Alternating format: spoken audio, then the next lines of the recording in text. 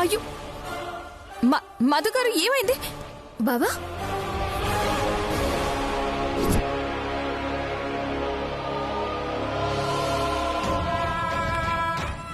మధు గారు మరి రక్తం ఏంటి?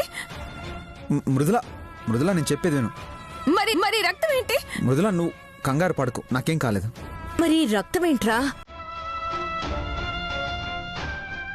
అమ్మా అది ఆ పాప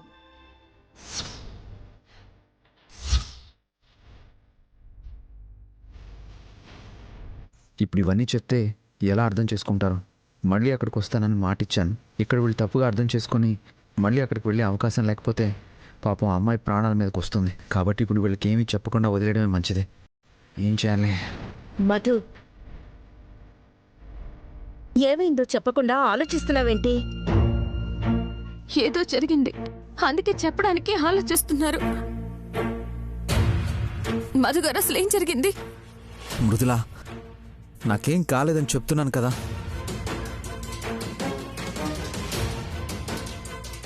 పొద్దున్నే పిల్లల్ని స్కూల్ దగ్గర డ్రాప్ చేసి వెళ్తుంటే దారిలో ఎవరికో యాక్సిడెంట్ అయింది. వాళ్ళని హాస్పిటల్లో అడ్మిట్ చేశాను. అప్పుడు ఈ బ్లడ్ అంటుకున్నట్టుంది, అంతే. అంతే కదా, బ్లడ్ చూసి కంగారు పడిపోయాం అన్నయ్య.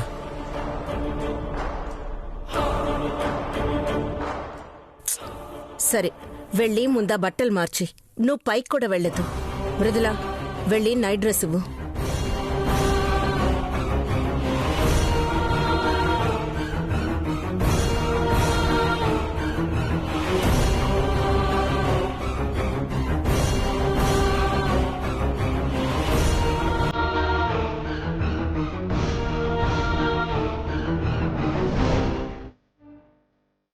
కనీసం ఫోన్ చేసి చెప్పాల్సింది కదరా. ఎంత కంగారు పడ్డామో తెలుసా? అమ్మా ఫోన్ స్విచ్ ఆఫ్ అయిపోయిందమ్మా. సరే మీరు వెళ్ళి భోంచేయండి. మానసి వెళ్ళి అన్నం పెట్టు. అట్లనే అత్త. పిల్లలు మీరు వెళ్ళి పడుకోండి. అలాగే జయమ్మా. పదక్షరా.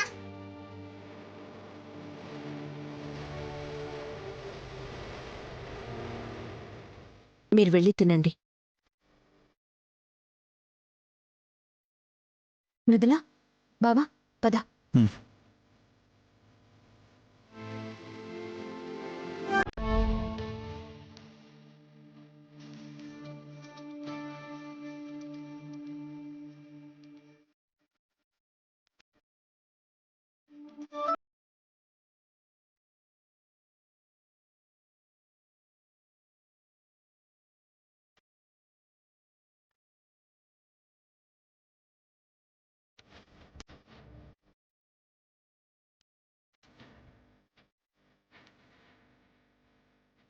మాన్సి, గౌరవ్, ఇప్పటికే బాగా ఆలస్యమైంది.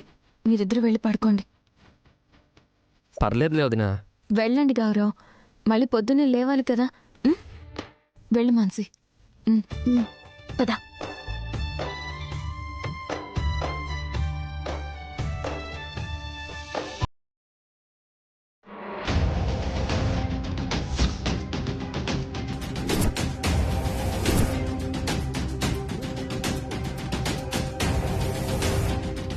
ఆవిడ స్పృహలోకి వచ్చాక కోరుకున్న జరగకపోతే ఆ ప్రెజర్కి నరాలు చిట్లి కోమాలకు వెళ్ళిపోయే ప్రమాదం ఉంది. మీ అమ్మాయి ప్రాణాలతో ఉండాలంటే వెంటనే అతన్ని పిలిపించండి. ఏమాత్రం ఒత్తిడికి గురైనా ఆమె బతకదు.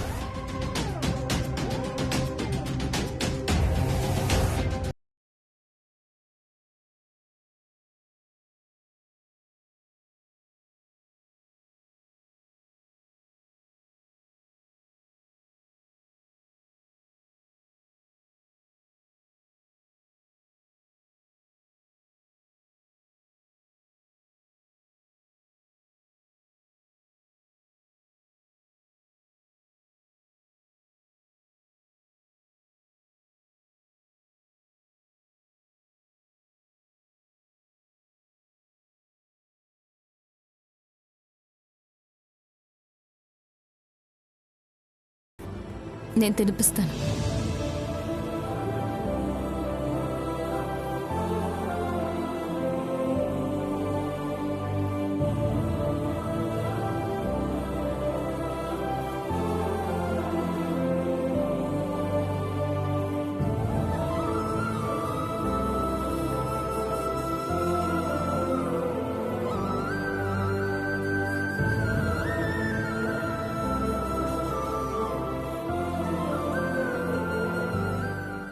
నేనంటే ఇంత పిచ్చి, ఇంత ప్రేమ, కానీ నేను మాత్రం మృదులకు ఒక్క మాట నా చెప్పకుండా అంత పెద్ద మాట ఇచ్చేశాను.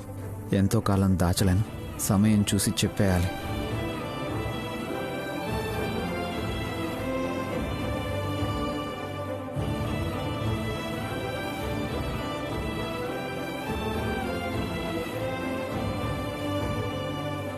మధు గారు మళ్ళీ ఆలోచనలోకి వెళ్ళిపోయారా? తినండి.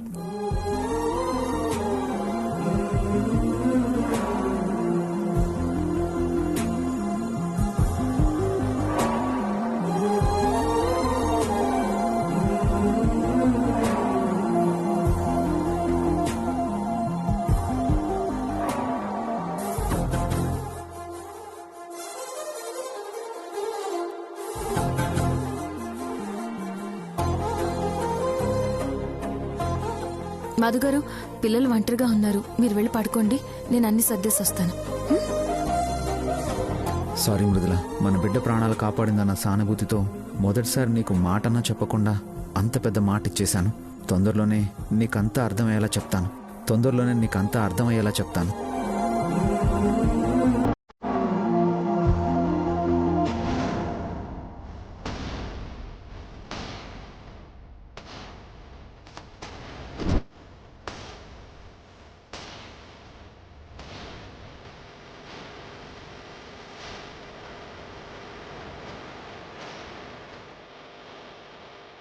ఈ పొట్టు పెళ్ళేంటి? ఎవరికో యాక్సిడెంట్ అయిందన్నాడు. అమ్మాయికా?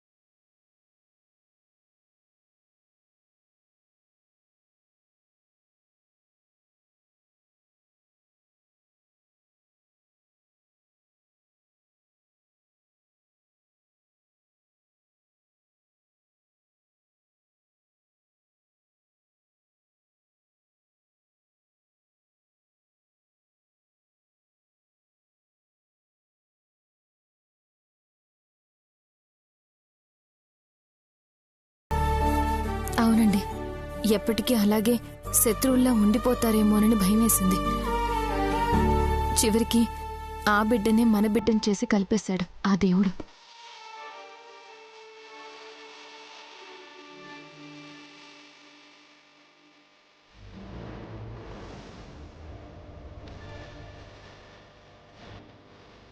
మధుగారు ఇంకేం ఆలోచిస్తున్నారు? 4 అవుతోంది, పడుకోండి. పడుకుంటాను.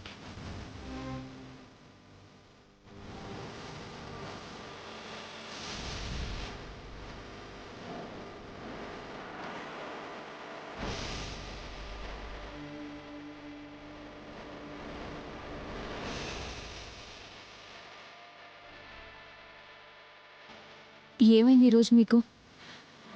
ఎక్కడో ఉన్నారు, ఏదో ఆలోచిస్తున్నారు. ఏమైంది మధుగారు? మృదులాకి చెప్పకుండా ఎక్కువసేపు ఏ విషయాన్ని దాచలేను. చెప్పేయడమే మంచిది. మధుగారు ఏమైంది? నీకు విషయం చెప్పాలి మృదుల. ఏంటి మధుగారు? పాపకి చిన్న యాక్సిడెంట్ జరిగింది కదా. అసలు ఏం జరిగిందంటే,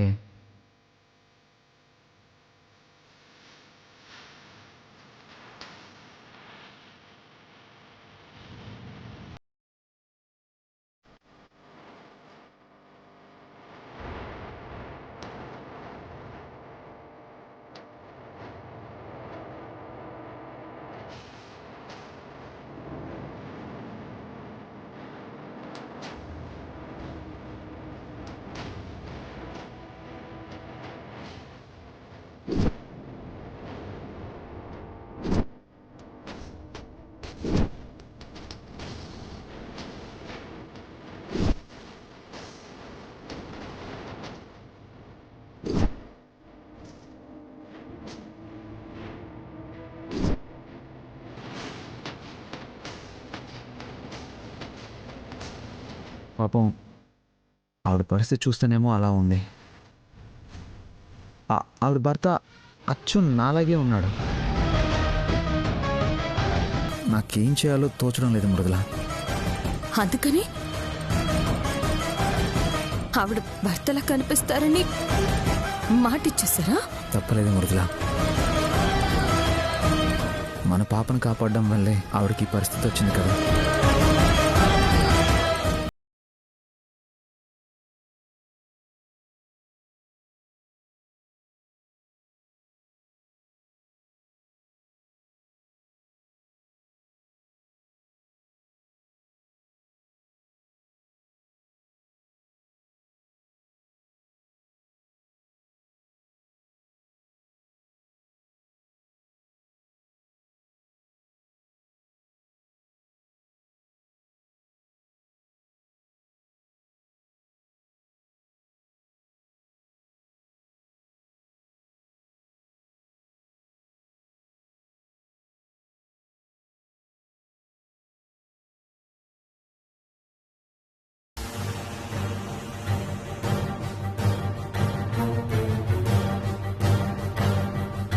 ఏయ్, ఎందుకు కోలుకోదు? డాక్టర్లు చెప్పారు కదా, స్పృహలోకి వచ్చాక 4 రోజుల్లో కోలుకుంటుందంట. డాక్టర్లు చాలా చెప్తారు మధు గారు, కానీ చివరికి మన తలరాత ఎలా ఉంటే అలా జరుగుతుంది. బా, ఏం కాదు మృదుల, నువ్వేదేదో ఊహించుకొని భయపడుతున్నావు అంతే. లేదు మధు గారు, నా తలరాతేంటో నాకు తెలిసిపోతుంది.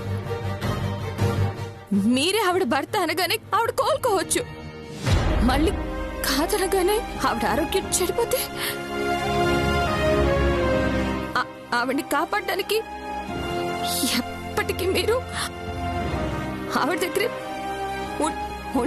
ఉండిపోవాల్సి వస్తే మృదుల, అలా ఎందుకు అవుతుంది మృదుల?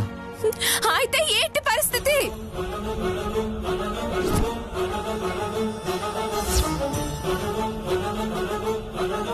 మృదుల, అయిపోయింది.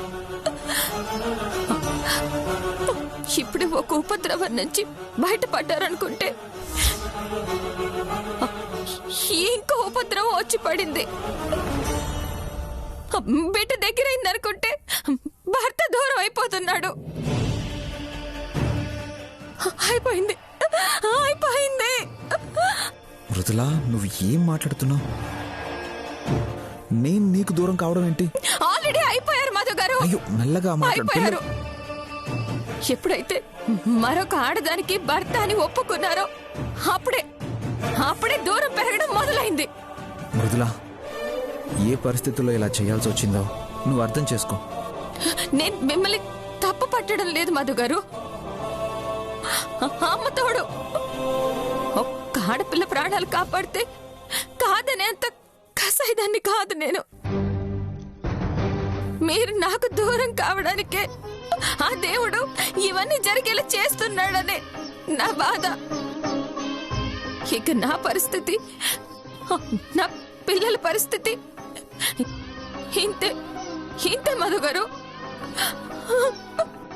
మిమ్మల్ని తలుచుకుంటూ ఎప్పటికీ రాని మీకోసం ఎదురు చూస్తూ ఏడుస్తూ బతికేయడమే. మృదుల, భగవంతుడా, ఎందుకు నాకు ఈ శిక్ష వేస్తున్నావు? నేనేం తప్పు చేశాను? ఏం తప్పు చేశాను? నేనేం తప్పు చేశాను? ఎందుకు నాకు ఈ శిక్ష? నేనేం తప్పు చేశాను? మృదుల,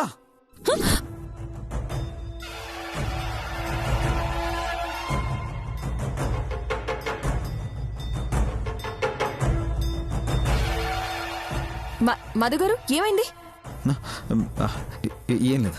ఏం లేకపోతే ఎందుకలా ఉలిక్కి పడి అరిచారు? ఎవరికో యాక్సిడెంట్ జరిగిందన్నారు. అర్ధరాత్రి వరకు ఇంటికి రాలేదు. వచ్చినా ఏదో పరధ్యానంగా ఉంటున్నారు. ఏమైంది? మిమ్మల్ని ఇలా చూస్తుంటే నాకు చాలా భయంగా ఉంది. ఏం లేదు మృదుల, అలసటగా ఉండి నేను వాష్రూమ్కి వెళ్ళొస్తాను.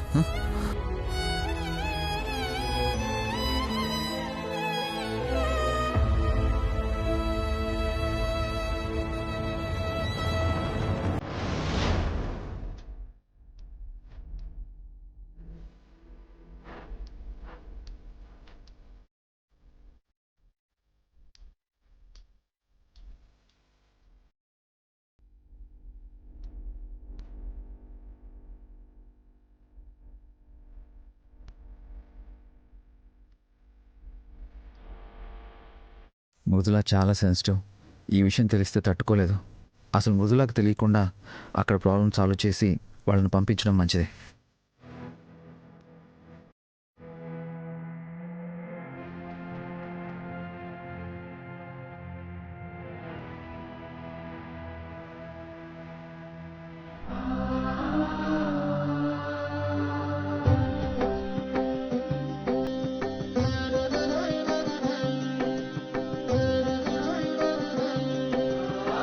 మధు గారు, పిల్లలు రెడీ, వస్తున్నారా? వస్తున్నా మృదుల.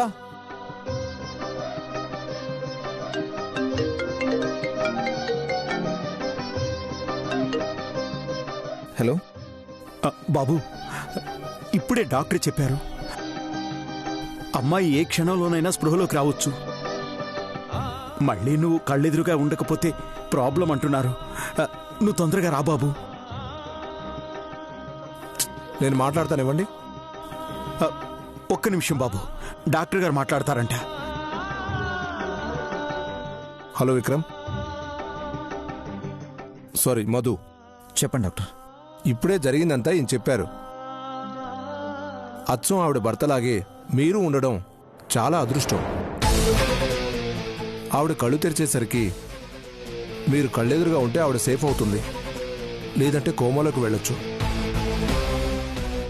లేదంటే ప్రాణాలకే ప్రమాదం కావచ్చు.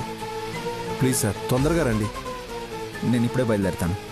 ఓకే, వస్తున్నారు.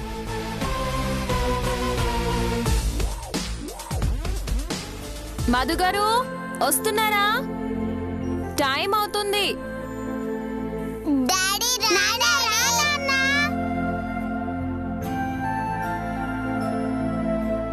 వచ్చారా? వెళ్ళండి, టైం అవుతుంది, వెళ్ళండి. మృదుల, ఏంటి మధు గారు? ఏం లేదు. ఈరోజు పిల్లల్ని స్కూల్ దగ్గర నువ్వు డ్రాప్ చేస్తావా? నేనెందుకు? మీరు ఆఫీస్కి వెళ్ళే దానిలో డ్రాప్ చేసి వెళ్ళండి. అంటే నాకు మధ్యలో క్లయింట్ కలిసే పని ఉంది. అది వేరే రూటు. స్కూల్కి వెళ్ళి అక్కడికి వెళ్ళేంత టైం లేదు మృదుల. సో పిల్లల్ని నువ్వు డ్రాప్. అయ్యయ్యో, ఇప్పుడు ఎలా అండి? నాకు ఇంకా ఇంట్లో పనులే కాలేదు.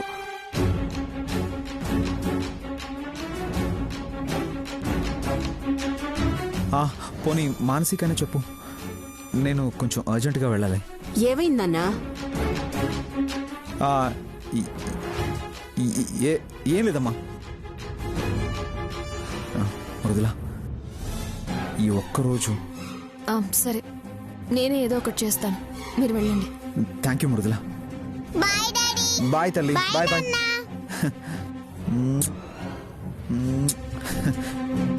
మళ్ళీ రేపు నేను డ్రాప్ చేస్తాను, సరేనా? Okay daddy. Okay, bye bye bye bye bye bye. Daddy.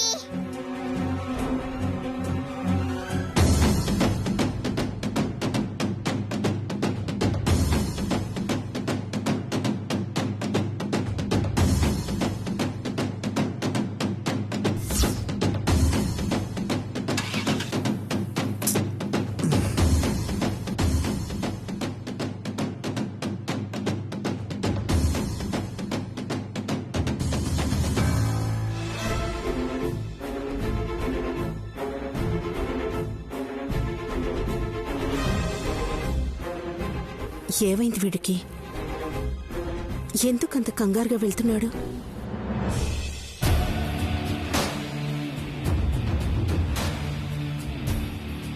మృదులా, అత్తయ్య, ఏమైంది?